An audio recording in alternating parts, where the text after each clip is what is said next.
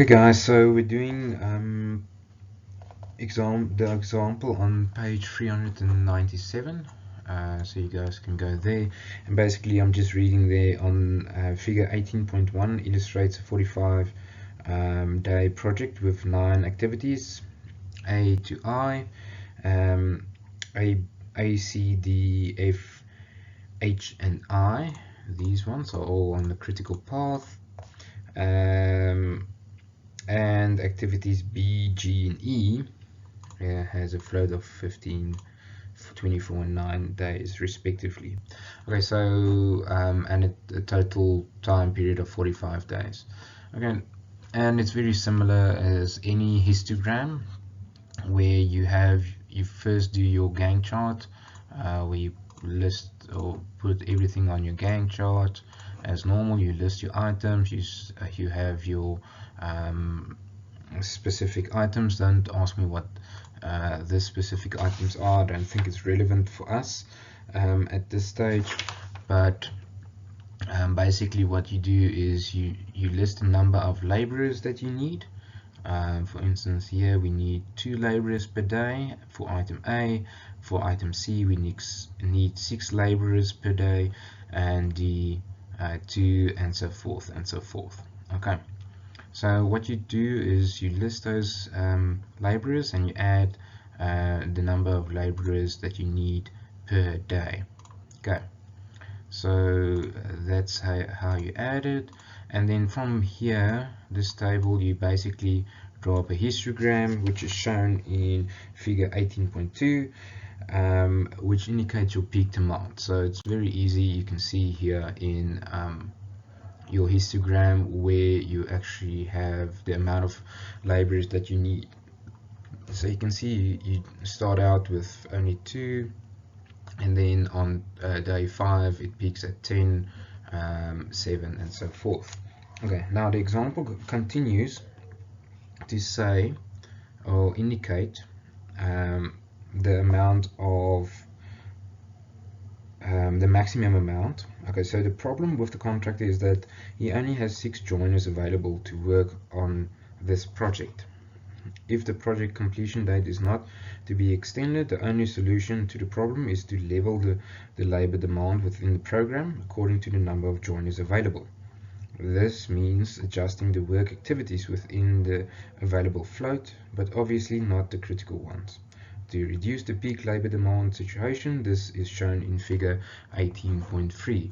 Okay, so here's the line that I just drew in. He only has 6 laborers available, so obviously he has to make a plan during this peak sessions there and there to level his resources.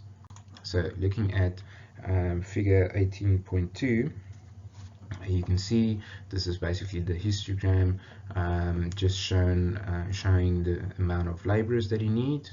A, C, D, F, G is the critical labor, whereas you have B, G, E, and G, which continues through here, which gives you a critical or the non-critical labor items.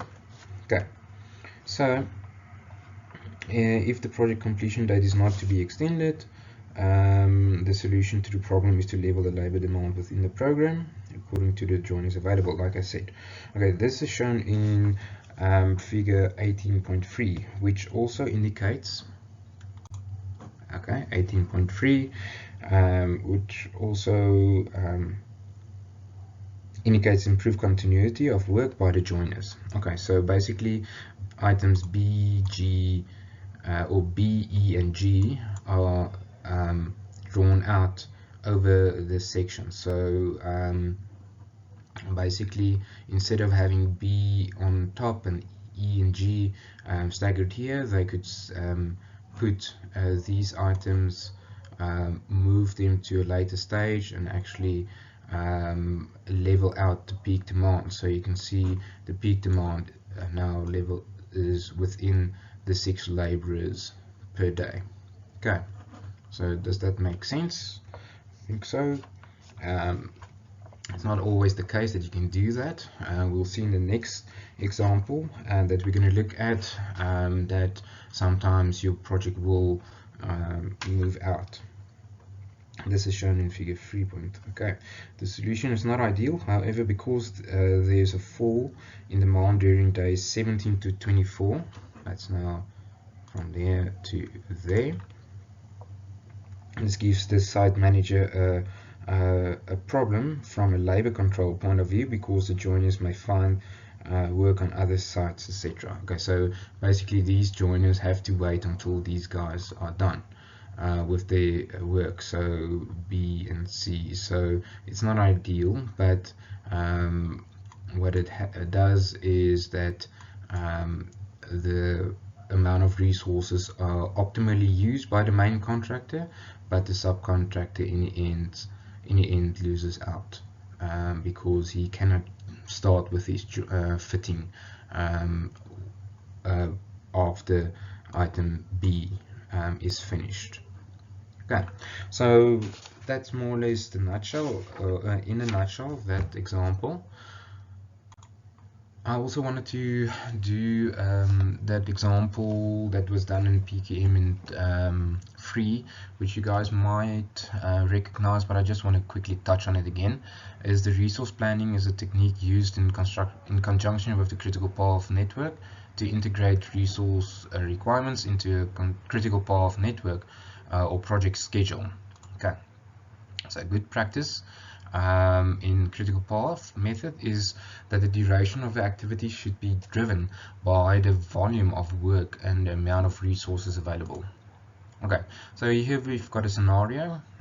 We've got, let's consider the earliest our earlier pipeline or pipeline project, and assume that the durations were derived from the following sources. So you've got 1, 2, 3, 4, 5, 6, 7, 8 activities with the durations, with the machinery need, okay, and then the amount of labor resources that they need. Okay, so this is nicely drawn out, so it's nicely visualized. So it's the same process as the previous example.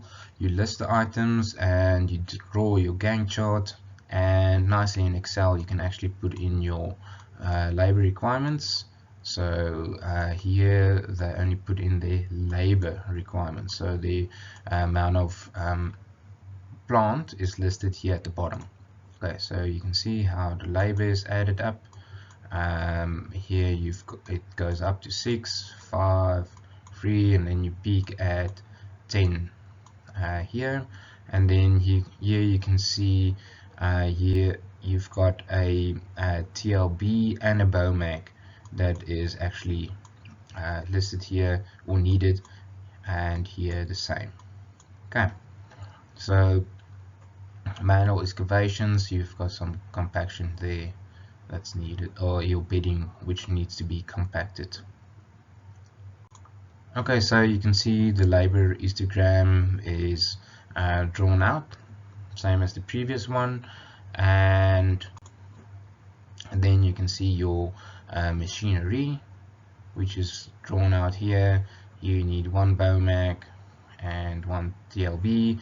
On this particular day you need 2 TLBs, and this is basically what the exercise shows, is that you don't have 2 TLBs to use, and you don't have money to use or to get a new one, so you have to do a bit of resource leveling, and this is where you cut off your resources. Okay, so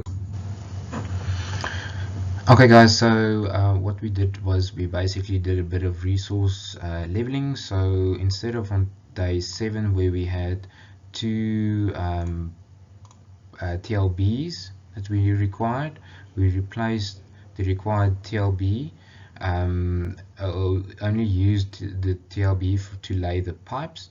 But if we don't use the TLB, it extends this manual excavation. So we, instead of using or being completed within 2 days, the manual excavations, we now need 4 laborers for 4 days instead of this 1 day where we had the 1 TLB to our disposal. So what basically happened was we took away the 1 TLB here on this 1 day, and we added 4 laborers per day to this item, and for 4 days, so our labor increased to 7 these days. So that's what changed.